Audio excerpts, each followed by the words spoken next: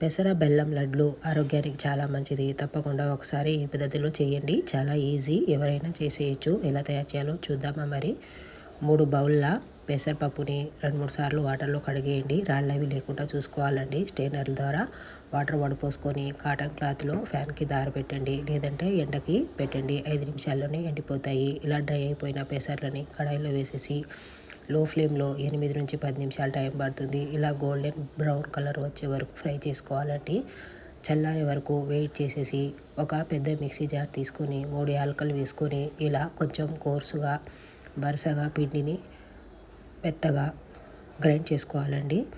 ఇప్పుడు అరకిలో పెసరపప్పుకి 1/2 కిలో బెల్లం కూడా వేసేసి పిండిలో బెల్లం కూడా వేసేసి మిక్సీకేసి గ్రైండ్ చేసుకుంటే బెల్లము పిండి చాలా బాగా కలిసిపోతుందండి. ఈ విధంగా మెత్తగా అయిపోయిందండి. ఇప్పుడు పిండి ఈ విధంగా రుబ్బుకోవాలి.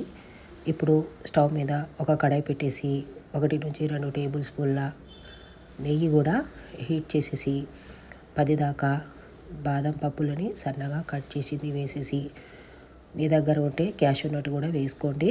నేనైతే కిస్మిస్లు వేస్తున్నాను.